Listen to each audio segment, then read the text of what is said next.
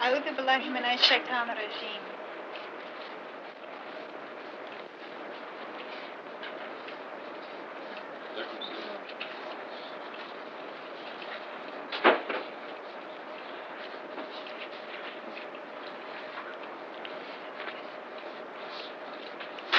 Bismillah ar-Rahman ar-Rahim. As Rashad said, we're starting with verse 75. Those of you who just come in. In Sura 56, verse 75.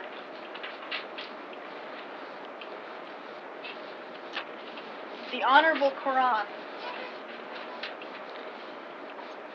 I swear that by the positions of the stars, and it is an awesome oath if you only knew. I'd like to stop there for just a second, because we could talk about that all night.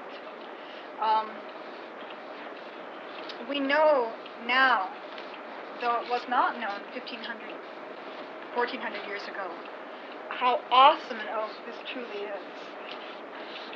1400 years ago, they could see the stars and looking up in the sky be awed by them as we are today.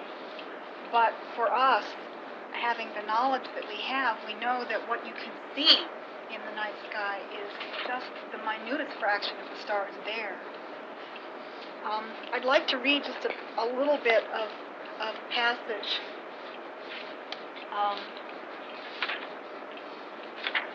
talking about how big our galaxy and the universe really is. I don't want to go too far with it, but just to give us a little bit of a feel again of how awesome an oath this truly is, because it is a more awesome oath than we can really comprehend. Even though intellectually we can try, it's beyond our comprehension. Our sun is only one of perhaps a million stars within our galaxy, the Milky Way. The size of the Milky Way is awesome. It would take us 100,000 years at the speed of light to cross it from one end to the other. Bearing in mind that the sun's light travels 93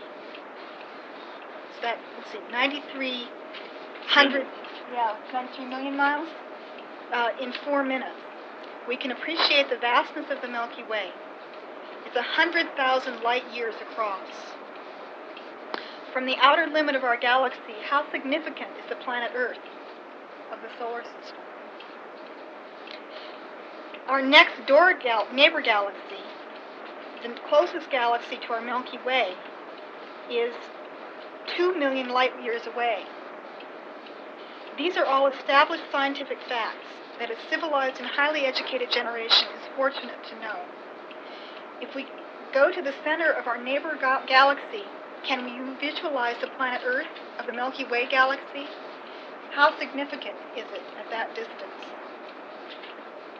By moving away from our galaxy to the nearest galaxy to us, we are already talking about incredible distances, millions of light years, yet our universe contains a great number of galaxies. Back in the 1950s, Shane and Wurten drew the first map of the universe and its galaxies. 1,000 galaxies were surveyed then, and since then, scientists have discovered 1 billion galaxies, more than 1 million times what was known 30 years ago. Can you imagine the vastness of our universe with its billion galaxies and billion trillion stars? We are now talking about billions of light years within our universe.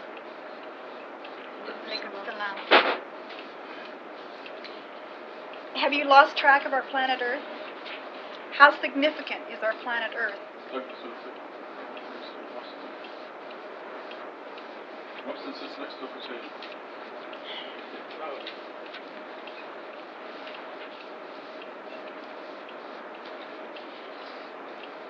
It is very important to keep this size and our significance, or perspective, in order to appreciate the significance or insignificance of teeny creatures who inhabited this planet for a brief period of time. And then we have one of the Psalms. This is from Psalm 8. When I behold your heavens, the work of your fingers, The moon and stars, which you set in place, what is man that you should be mindful of him, or the Son of Man that you should care for him?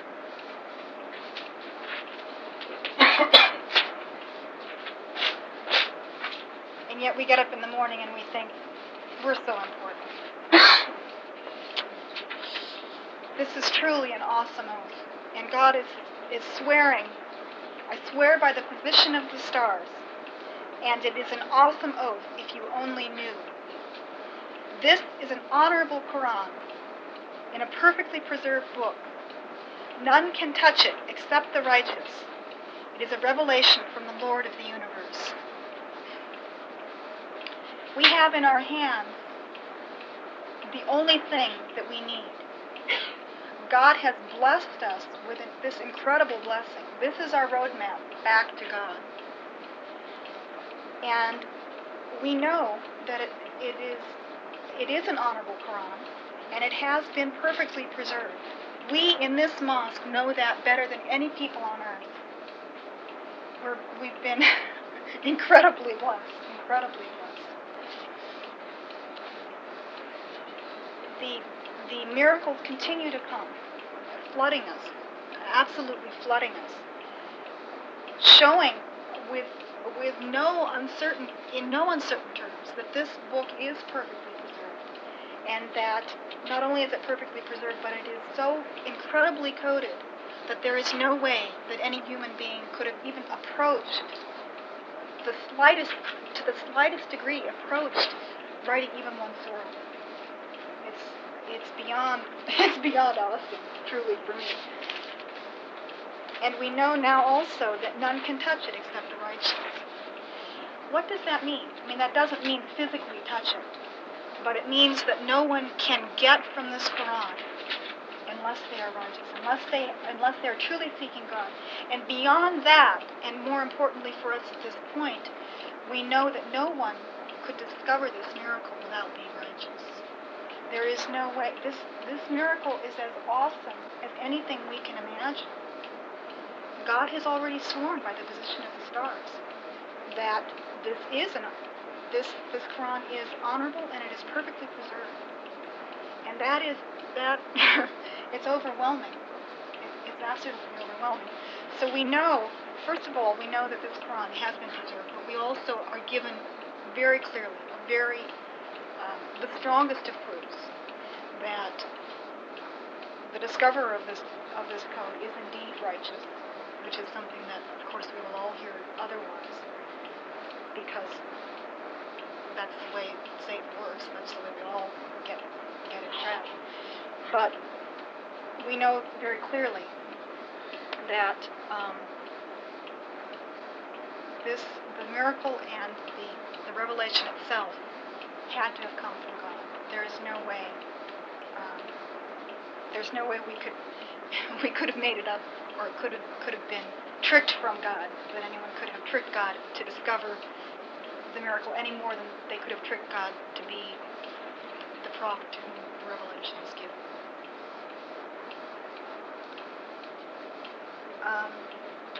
Verse 81. Are you then evading this message? Do you make it your share that you reject it? Your soul will reach your throat someday. Then you will look around.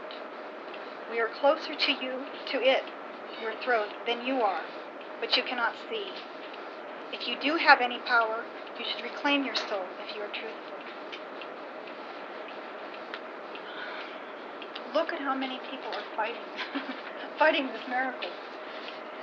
These verses, to me, are specifically directed to them, as well as, obviously, to those who rejected the Quran. Are you evading this message? God has already said that the Quran is perfectly preserved, that none can touch it except the righteous, and yet there are those who say that they are Muslim, who say that they have studied the Quran, and yet they reject the numerical code. And they do it out of ego because they don't like what it leads to, which is worshiping God alone, and leaving all of the tradition, all of the falsehood, all of the garbage, and coming back to the very simple truth. It is very simple. It's not easy, until you make it easy, until you allow it to be easy. It's very simple, and it's very straightforward and clear-cut. Those who are evading this message, and that's truly what it is. I mean, anyone who reads this Quran has to evade it or follow it. If you follow it, there's no way you can follow the Hadith and Sunnah. There's no way you can accept all of the other garbage if you are following the Quran. So if you're reading it and you're still following the Hadith and Sunnah, you are evading the Quran.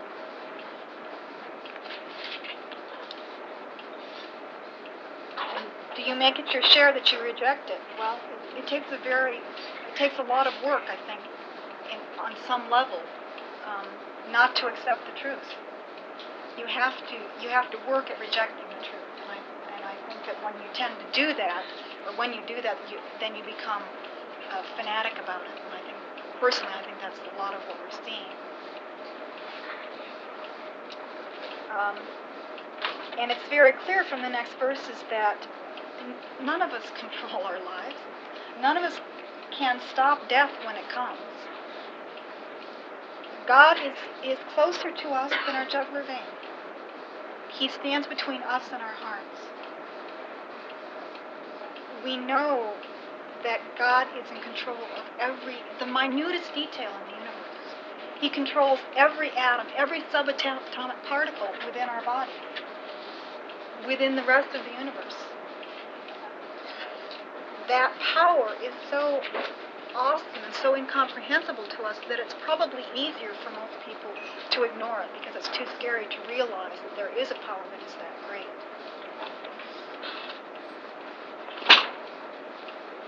And yet, we're here to come back to that realization. We're here because we did not remember that when we were in God's presence in the heavenly plane. And we're here again, as Lori so beautifully expressed. We're here again to try and come back with a second chance. Can I stop here? Are there any questions or comments? Looks like. This word, Arabic word touch,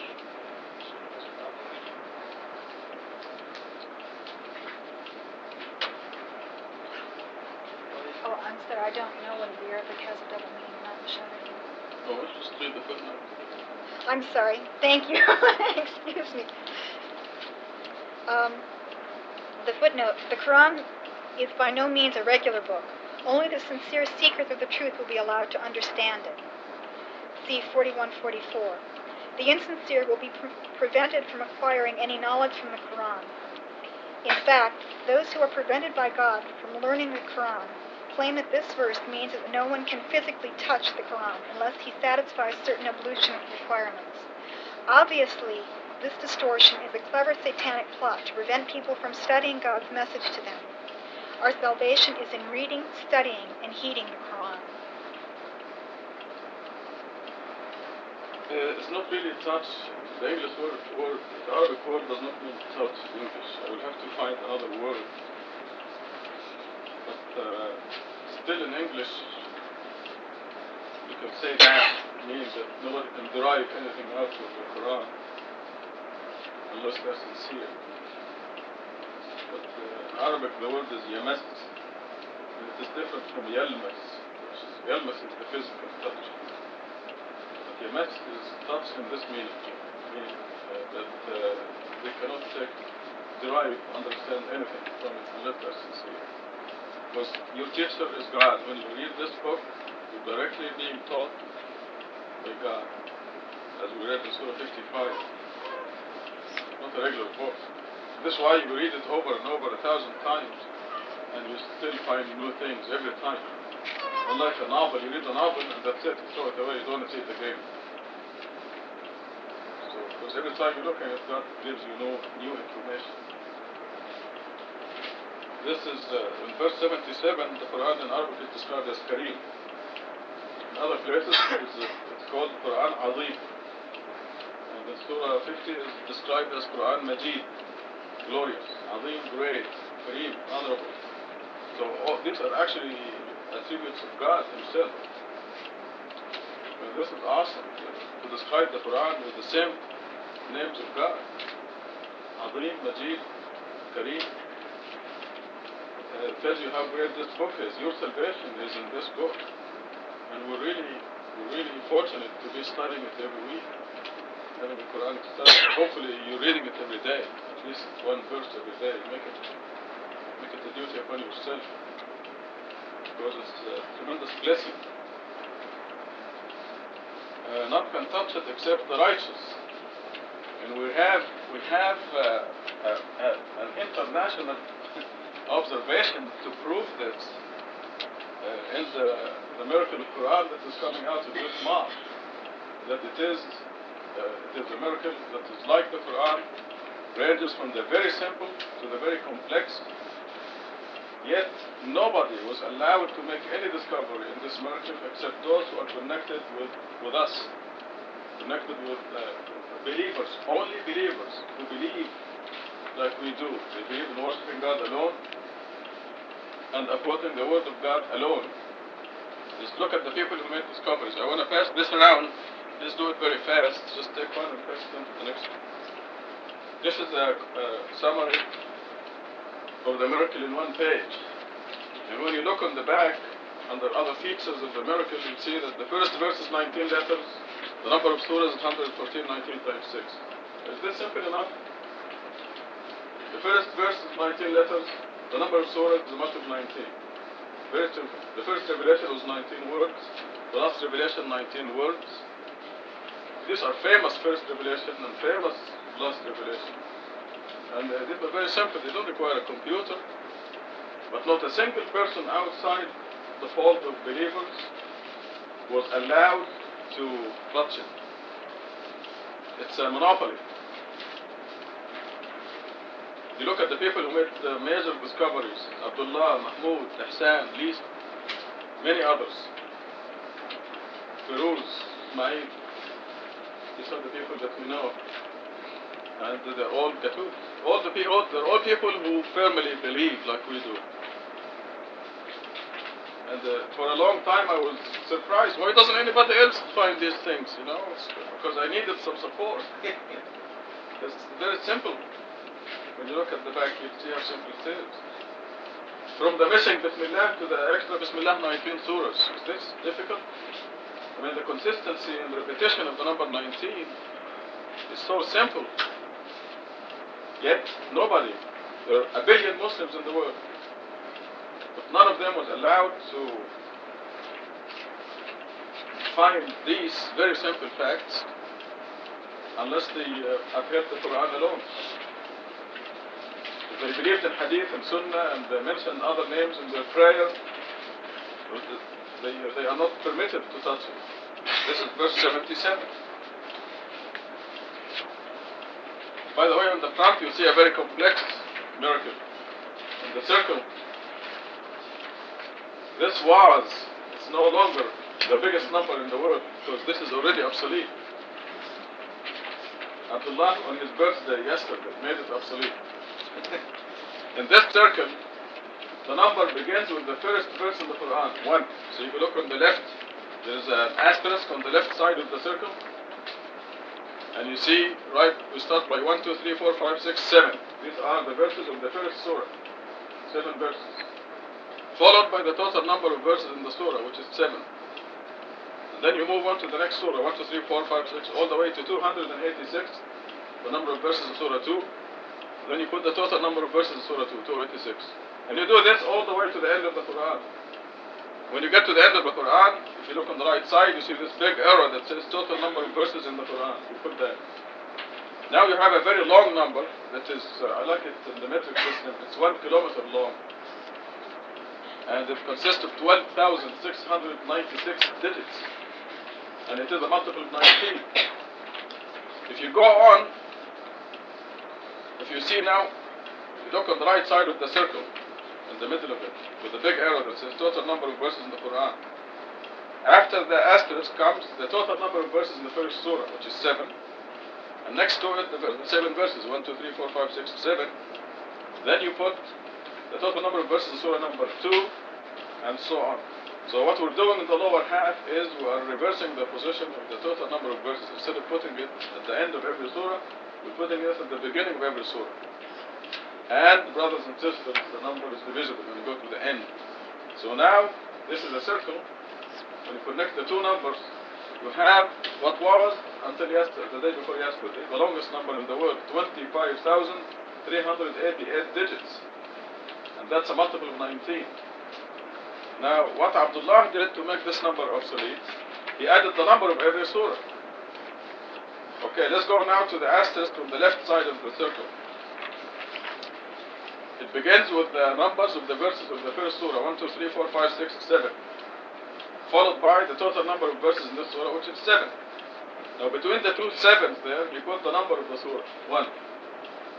And he did this with every surah, and you guessed it, the number is still divisible. It's just incredible.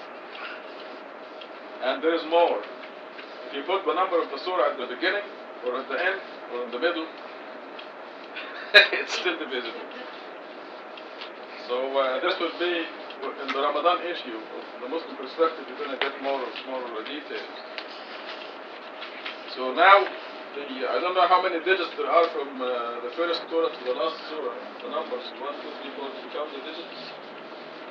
1, 1, 4. And the surah 1, surah 2, surah 3, surah 4, all the way to surah 1, 1, 4. You know how many digits?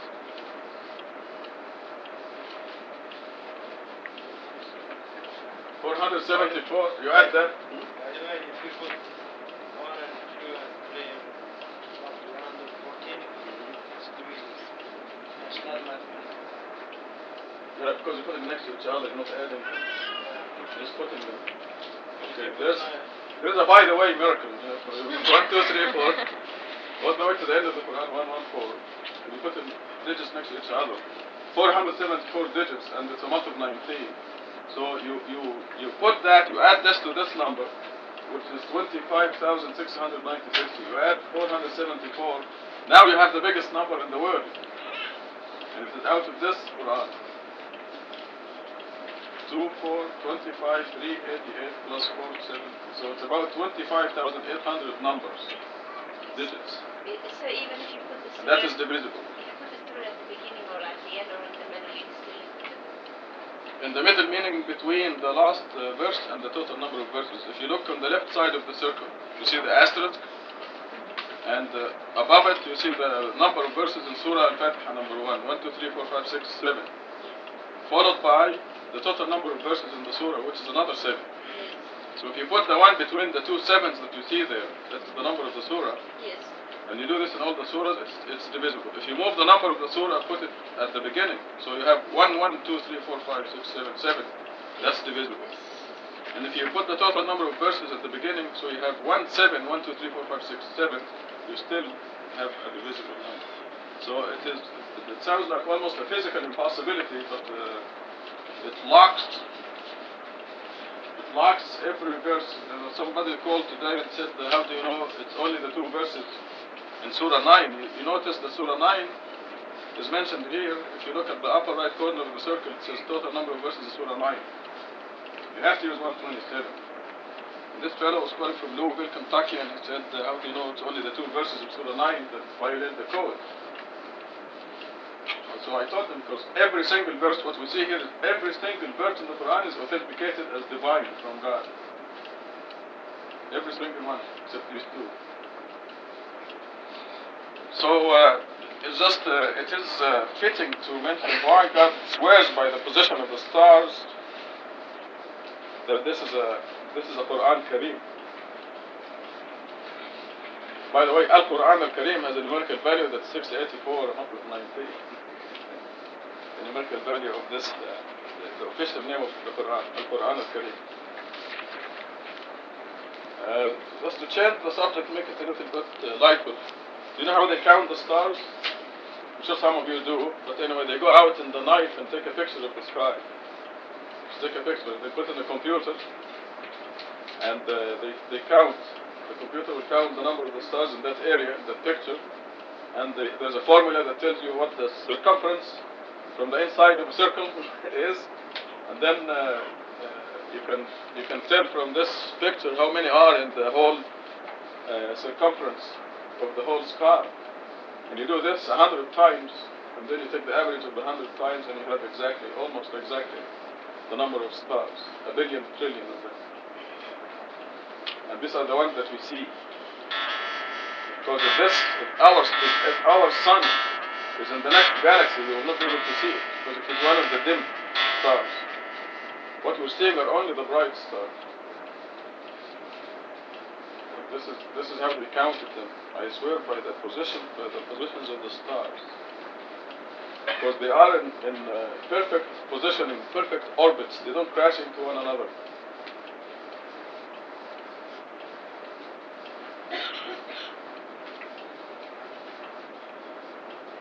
There was something else also I wanted to mention here.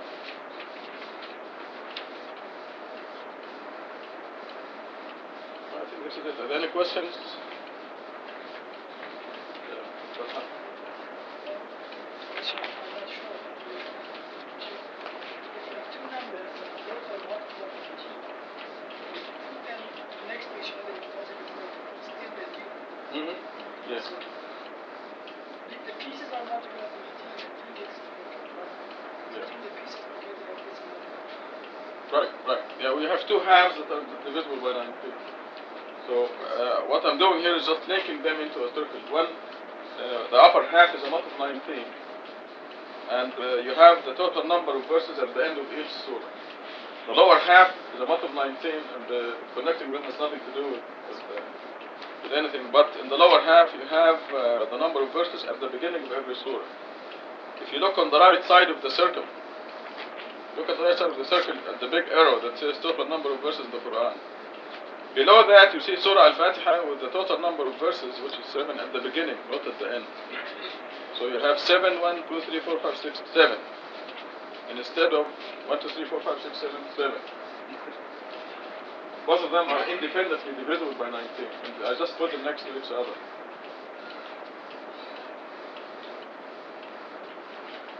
And it's because the upper half was discovered by Feroz Karmali in Canada. And he ended up putting the total number of verses in the Quran at the end of the number. The lower half is Abdullah's discovery, and the total number of verses comes ahead of the surah. So the total number of verses in the Quran fits right there ahead of the whole Quran. So I put it in a circle. This circle is now obsolete. Great, but obsolete. We have better circles now.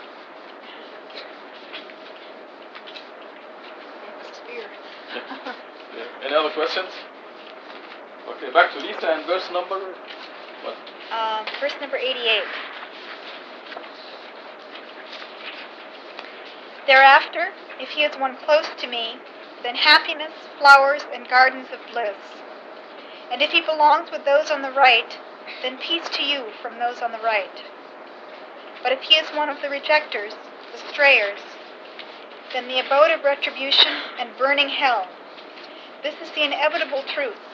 You shall glorify the name of your Lord, the Great.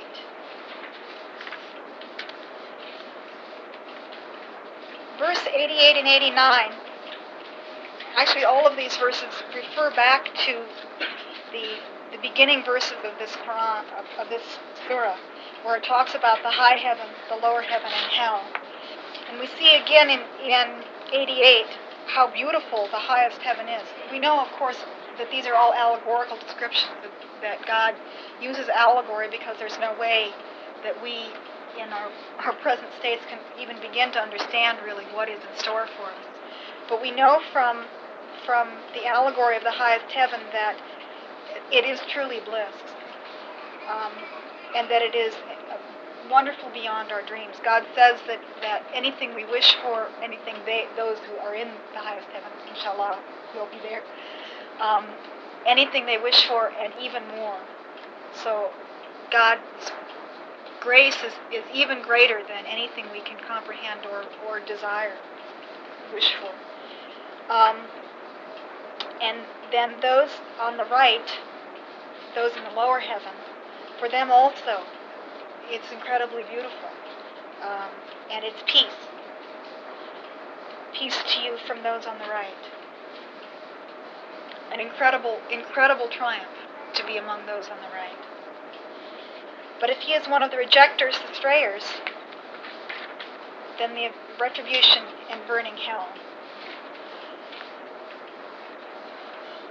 We know, again, that we can't comprehend really the awfulness of hell. We have a slight idea because we are as far from God as anything in the universe at this point. And we know how hellish this world is and how awful it is, particularly when you step out of God's kingdom. We're incredibly blessed to be in God's kingdom, inshallah. But as soon as you step out, you know what an incredible hell that is. And that is nothing compared to the ultimate hell. This is the inevitable truth. You shall glorify the name of your Lord, the Great. MashaAllah. Are there any comments or questions on these last verses? This was so beautifully discussed earlier in last week and in the week before, because we've had those verses before. Again, go ahead. Who's back? I was just so particularly impressed by the ending, the way it ends so beautifully. It just knocked me outside. Verses 88 and 89 refer to you, for special people. And I say this with thanking God, and God says, speak up of God's blessings on you. You're a very, very rare, fortunate, and blessed group of people. And 90 refers to all the people who died before the age of 40. It says, and if he belongs with those on the right, those people will be very happy, because they will go to the lower heaven. God knew that they do not deserve to go to hell, they deserve to go to the lower heaven, because of circumstances that only he knows. That's why he took them at birth. They're good children that came here to perform a function. They were assigned souls that God knows deserve to go to the lower heaven. Well, they lived until the age of 39 or just before 40. And when God takes them at that time, because had they lived, they would have been swept by circumstances. Which brings me to a point that I will be talking about, inshallah, on the khutbah 2 weeks from today, inshallah. Where very quickly God says, we granted Abraham his understanding, for we were fully aware of him. Okay, this verse tells you it was not Abraham's intelligence that led him to discover God. God granted him the understanding because God knew that Abraham deserved to go to the high heaven. And the other verse that I wish to share with you is Joseph, when Joseph almost fell for the governor's wife. And then God said, if it were not that he saw a sign from his Lord, then God says, we thus divert sin from him. So was it Joseph who was so great that he didn't fall in sin, or was it God that protected him from sin? It was God who protected him from sin. By the way, the verse goes on and says, إِنَّهُ مِنْ عِبَادِنَا الْمُخْلَصِينَ, that he was one of our devoted servants. Because he was one of God's devoted servants, God protected him from sin. So what I'm saying is that when we agreed with Satan billions of years ago, some of us were swept in the crowd. And God knew that.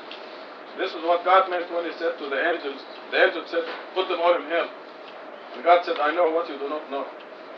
So God knows that we were swept in the crowd. Some of us were swept in the crowd and do not deserve to go to hell.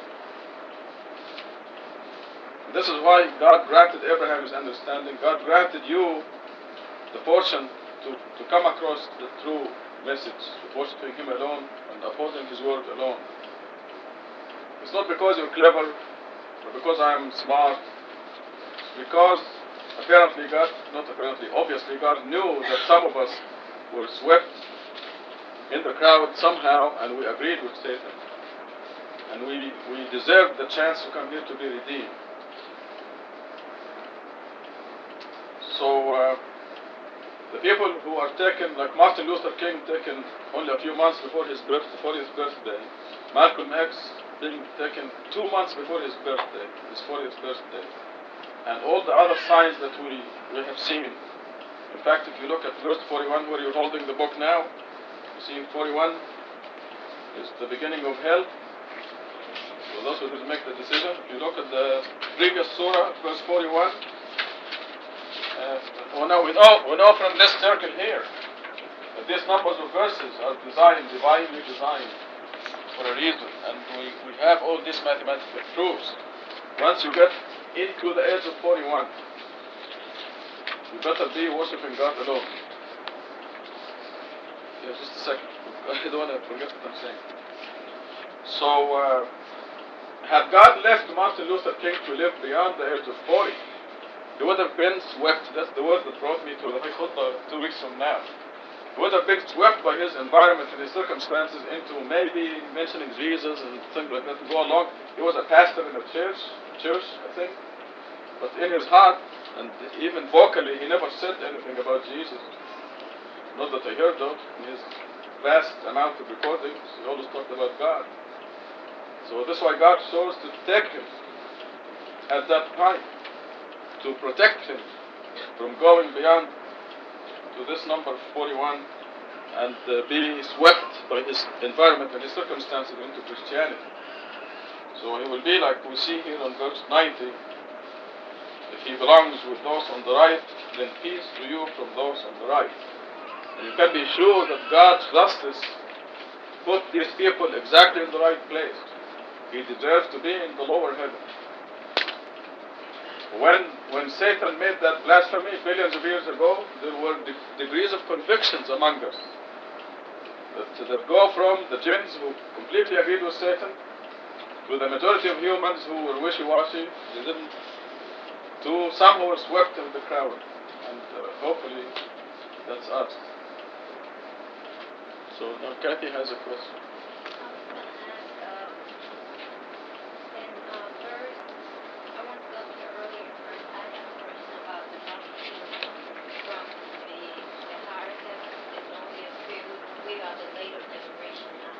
We are the first generation. Okay. I'm speaking of... Well, you were not here last week, were you? That's what you get for missing a Friday. Well, God. I had my spirit with that. Yeah, I was just explaining to you why you missed that. The multitude is it going to be a multitude entering from this generation or still entering the higher heaven? This generation here. Is it the multitude from the past age? Okay, you're talking about a very special group of people who will be the closest to God on the day of judgment. They're very special people. And this will be like when the Prophet Muhammad started to preach, let's go to Abraham. Abraham started Islam. And then there were people who were with him when the others were throwing him in the fire. And then by the time the Prophet Muhammad came, they became idol worshippers. Then the message was renewed by revealing the Quran through the Prophet Muhammad. And he was secretly preaching, and there were people with him. Those are very special people. This is the first generation. And then Muhammad became victorious and he opened Mecca, and all the people in Mecca became believers. They jumped in the wagon. But they do not deserve the same credit as the people who were with him when he was being persecuted and having stones thrown at him, and he was cursed and called names and persecuted. Does this make sense? So that was a first generation at the time of Ibrahim, at the time of Muhammad. And then 10 years ago, Islam was totally corrupted. There is not a single mosque in the world that upholds the commandment to mention only the name of God in the mosque, in the worship practices and so on. And then God renewed the message with this miracle. So now we are a first generation. And the people who are in this movement while it is being persecuted, and the names and the insults and so on are very special people. Now, 10 years from now, we'll probably have millions, maybe 20 years, 50 years from now, and everyone will jump on the wagon, but they do not deserve the same credit as you do. So, these very special people will be multitudes from this generation, and after that, when it is famous and successful and it is the thing to do, they don't deserve the same credit. They will not be in the same that rank. This is what we did last week when we were absent. Any percent? The thing between age 40, it's not related to the methodology from at No. age 40. We didn't even know if he was really 40 or not. They didn't have birth certificates then. They were just guessing that the Prophet was 40 when he was reckoned and given the Quran. But it has nothing to do with that. It is in the Quran, in Surah 46, verse 15, it says, this is what it says here. It is based on that. Any other questions? Go back to Lisa and Surah 57.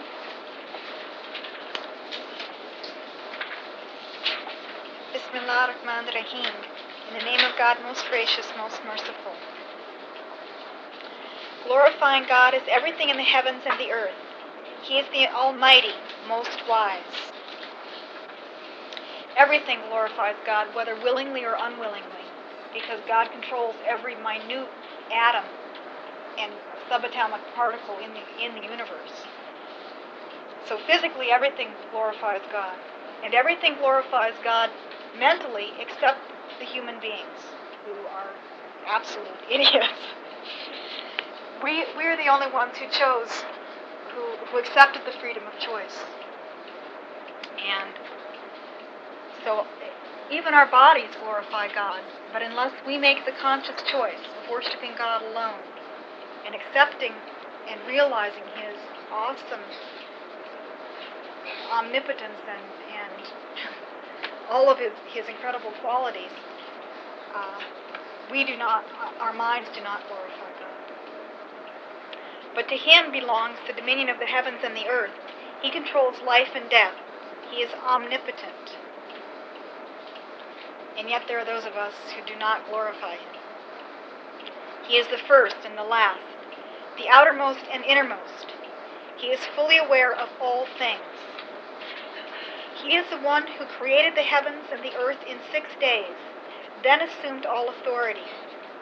He knows everything that enters the earth and everything that comes out of it, and everything that descends from the sky and everything that ascends into it. He is with you wherever you may be. God is seer of everything you do. He truly is in absolute control of the universe. This verse to me expresses it very, very clearly and very, very beautifully. Verse 5, to Him belongs the dominion of the heavens and the earth. God is in full control of all things. These verses again and again are saying absolutely what we've been saying, that God does everything. And yet it is so hard for us to accept that. I mean, you can hear it and you can say yes, but then, you get sidetracked. Oh, if I don't take my vitamins, I'm going to get sick. You aren't going to get sick unless you deserve to get sick. That doesn't mean you shouldn't take your vitamins, because God has given us the vitamins. He's given us the medicines. But we have to remember that God is the one who is controlling everything, who is doing everything. God controls our bosses. God controls our neighbors. God controls our spouses. He controls not only the physical things, He controls the emotions, the hearts and the minds of those around us and of us. As Rashad pointed out so beautifully, God bestowed on Abraham His righteousness, His understanding. Well, God says very clearly that He bestows on all of us our righteousness. It's not us. It's not ours. God gives it to us. He controls our hearts and our minds. If we make that one choice, the only thing we really control is that one choice of whether we worship God alone or not. And once we've made that decision, He goes from there. He takes it from there. And there are a lot of verses that talk about God misguiding those who disbelieve. Well, they made that choice to disbelieve, and he helps them along in that choice. Those who believe, he helps them along in that choice. And each and every one of us, I know, have experienced that very thing of God giving us strong signs. We've made a decision. Okay, we've repented. We've made a decision, and suddenly God, just showers us with strong reassurance. It's there because we made the choice, but God is the one who's giving it to us. All we can really do. I was wondering if God grants righteousness after we pass the test, become holy, or during, or what? At what point? I know, like Job was Abraham. Joseph said on his deathbed, he said, in the end, he said, thank God for granting me righteousness to attribute his success to Yeah, I know. That helps.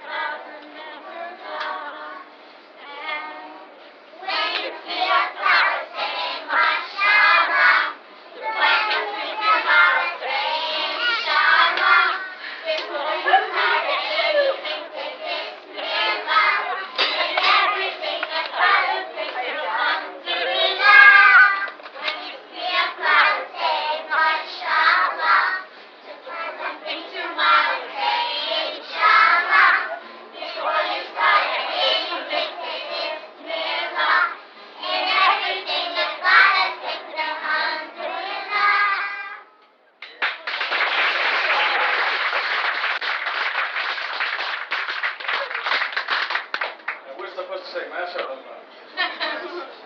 With the kids. Delicious. So good.